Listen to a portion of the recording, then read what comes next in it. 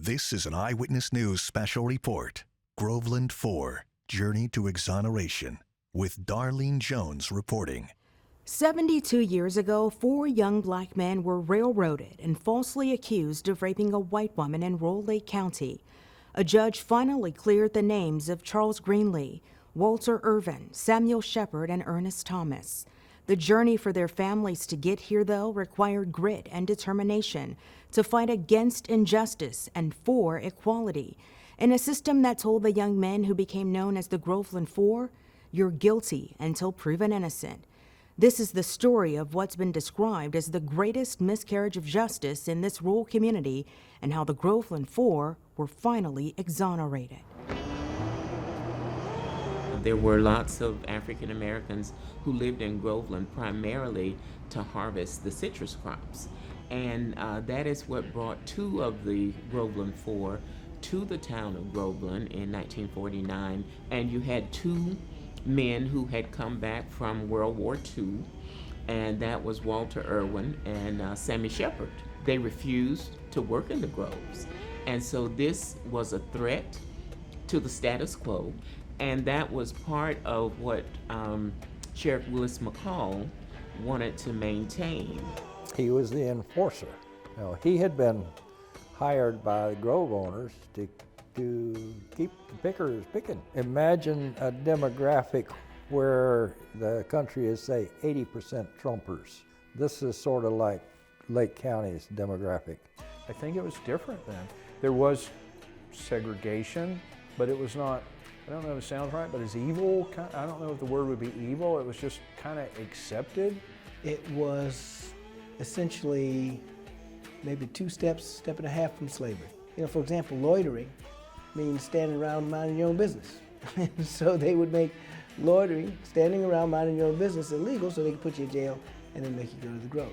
Well, the Paget family is a pretty old family in Groveland. Same with these boys' family too.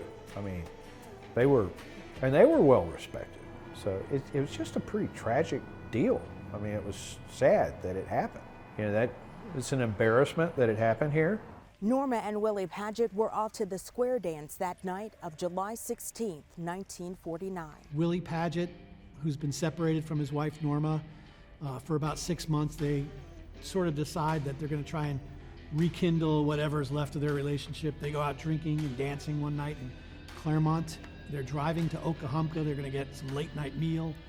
Willie pulls down this side road. Not really sure quite what happens, but they claim that their car got stuck. Sam Shepard and Walter Irvin were also partying that night, but they had to go to Eatonville, which is the oldest incorporated African American city in the United States. But they're on their way back from there to their home in Groveland, and they see Norma and Willie on the side of the road, and they stop to help. Rumor has it that Norma had a glass or a bottle of whiskey, and after the African Americans tried to push the car, she offered it to them to take a drink from it, and that set Willie off because that was their bottle. They're not going to share it with black men. And a fight ensues, and Willie takes the worst of it and is left in the ditch. The only person alive to tell us what happens next is Norma Paget. She has never granted an interview, leaving a cloud of speculation over Roll Lake County. And I think the story that they put in place was that, they were attacked by 4 black men and they abducted Norma Paget and took her away. But then I don't think that it was Norma's story at all. I think it was the story of the men around her. I think it was her husband trying to evade trouble. Her father, I think it was Sheriff Willis McCall's story, and it was the prosecutor, Jesse Hunter's story. Because the day that I sat down in front of my father and asked him, tell me what happened, I could see his face drop, and I could see that it was hard for him. I went down to the Groves with a friend of mine because I went down to get a job because I had a child on the way. I had made a girl pregnant, your mother. Night watchman saw me on this packing shed, as they call it, and they arrested me. And the next thing I knew, I was in the courtroom with 2 guys I've never laid eyes on before in my life. My dad was 70 miles away when all this occurred. So how can a man be in two places at the same time? His friend Ernest Thomas, because he knew of the kind of behavior of quote unquote law enforcement in Groveland ran, and left his family a note that he was leaving Florida. Willis McCall realized that Ernest Thomas had run away. He went to the family home, pressured them, and they gave him the note. Ruby was my oldest sister. She was married to the one they call Ernest Thomas, and my daddy the one sent me up there to keep her comfort and everything. When I got there, I was scared to death because the cops and things all around the house, and when they found him, he was in the old regular house trying to get away from Florida. Sheriff McCall put together a posse of more than 1,000 men, and they basically went up there and I think they murdered him. He said she saw a bunch of holes in it and said she figured it around 50 and then nothing but blood over, and she couldn't look at it no more. A mob grew quickly outside of the Lake County Jail, some in white hoods, members of the KKK, demanding Sheriff Willis McCall release Walter Irvin, Samuel Shepard, and Charles Greenlee, who had now been accused of raping Norma Paget. The sheriff himself called out the National Guard when that happened because there were people in Groveland that were burning black residents' homes. I mean, it got bad. And Willis McCall was treated as a hero for stopping the lynching. But, you know, when it turns out that he was the whole reason that they were in trouble in the first place. You know, he was a sign of the times. He was also a product of the times. So he was definitely a segregationist. He probably, without ever saying it to me, and I hate putting this, but white race was at that time the superior race. I mean, but that didn't mean he was going to go out and abuse or hurt anybody. He was said to be a bully, and looking back on it, I would call him a psychopathic tyrant. And he kept the black people in their place. The FBI was all over town conducting its investigation. By then, the Groveland boys were beaten, coerced into confessions. They found an attorney about a week before the start of their trial in August of 1949. Walter Irvin and Samuel Shepard facing the death penalty, and Charles Greenlee life in prison because he was just 16 years old. The night that he was arrested, the night watchman told the other watchman that, you know, okay, son, okay, boy, if nothing is happening, you can go home in the morning. 200 men was around him, around the jail, clamoring for the sheriff to let him out so they can lynch him. He's scared to death because he's 16. They were extended, hands over their heads. They had no defense. And pants stripped down so they could be beaten in their private areas. It was awful. Where he wrote the other two guys saying, guys, I don't know you all, and you know, they want me to snitch on y'all. I don't know anything. For people, particularly black people in the South before Miranda. So it was very, very routine for the police to torture people until they signed confessions saying that they did things that they didn't do. Sheriff Willis McCall claimed to have confessions from Charles Greenlee, Walter Irvin, and Samuel Shepard. Their case was set for trial under State Attorney Jesse Hunter, with little time to find appropriate counsel or prepare for a case heard by an all-white jury in a predominantly white community. The first trial to me was an abomination of justice. The state attorney held up these pants, and there was like a little stain on the leg. And he says, this is, you know, bodily fluid from the, you know, and they never had that tested. They were just guessing at it. Some of the things that didn't get into evidence was the examination of Norma Paget by the doctor that said there was no evidence of a rape. The examination of Walter Irvin and Sam Shepard showing that they had been tortured. And so when you see this evidence, like, that's not real evidence. Lots of like perjury, like law enforcement lying, and that's exactly what the Supreme Court said when they overturned it. The NAACP was watching thanks to Harry T. Moore, a civil rights activist and Florida educator advocating for equality across the state.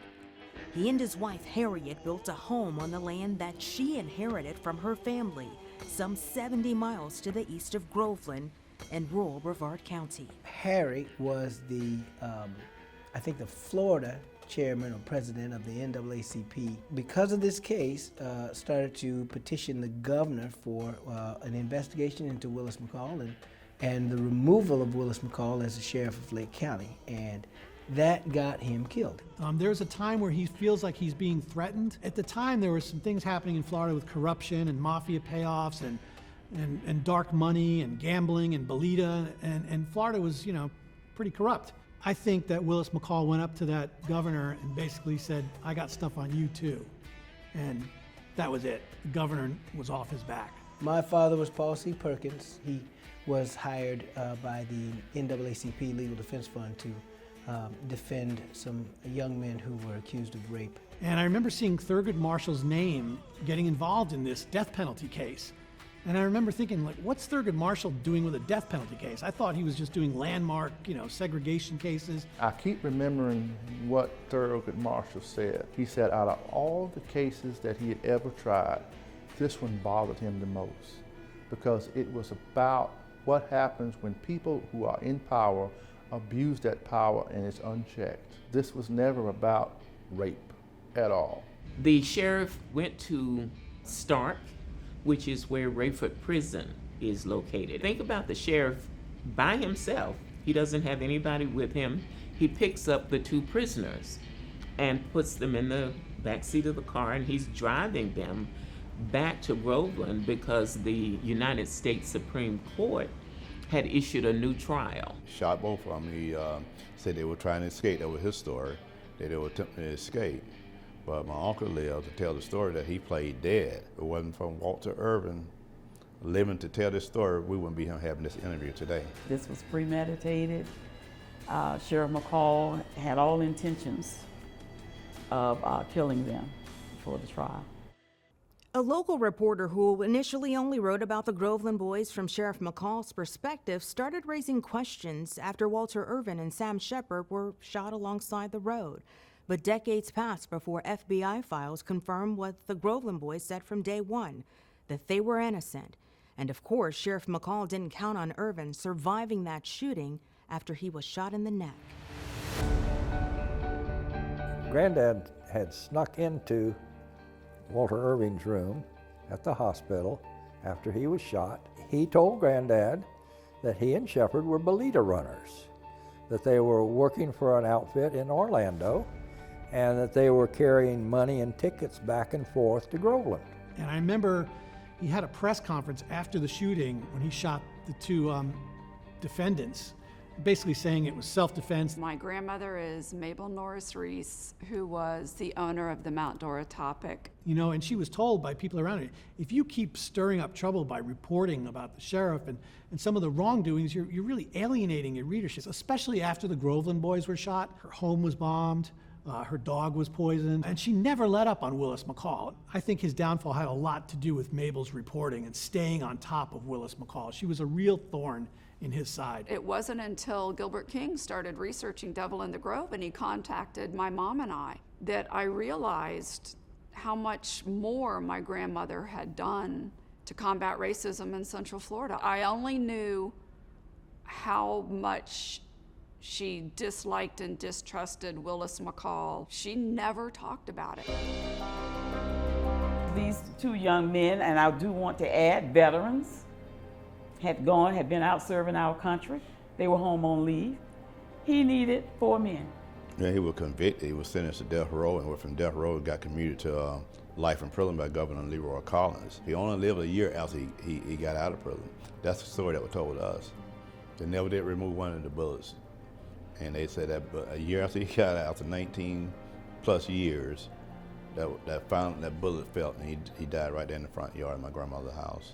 The same house that they carried him from when they came and arrested him. I remember my great-grandmother, who was very, very fond of my dad growing up. She called and told my mother, she wrote a letter to my mother and said that Charles was out of jail and wanted to see me.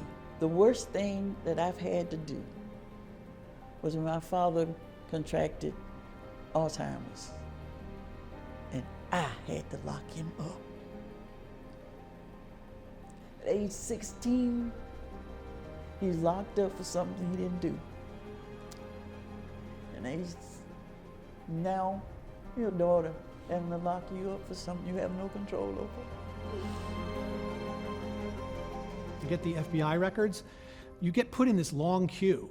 And I didn't realize this, but it takes years. And I remember calling up one time and the archivist said, "Mr. King, today's your lucky day." All of the pieces of the puzzle came together from those FBI documents that had been sealed. So I filed a bill in 2014 pressing for the exoneration of the Groveland Four. Now, at that time, Gilbert King's book was a year after publication. And so very few people knew what had happened. And so my bill didn't get any traction.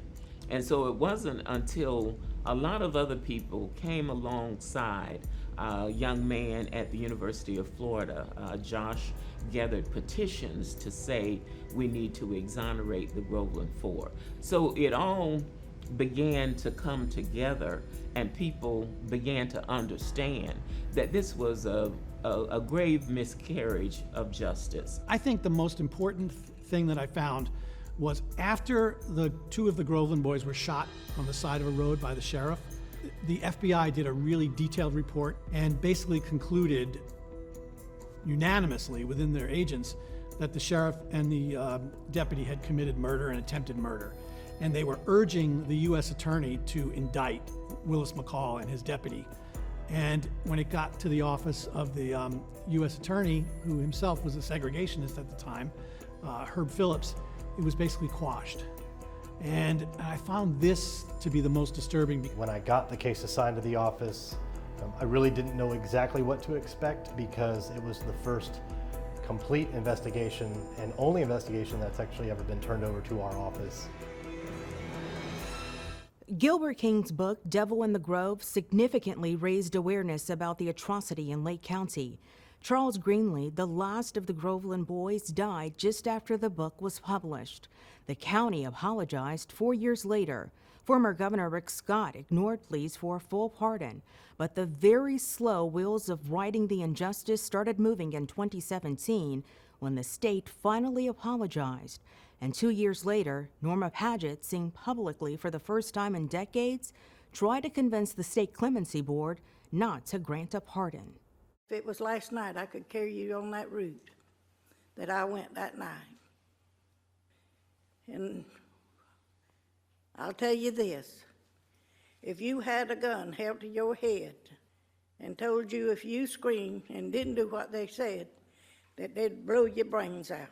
So what would you do?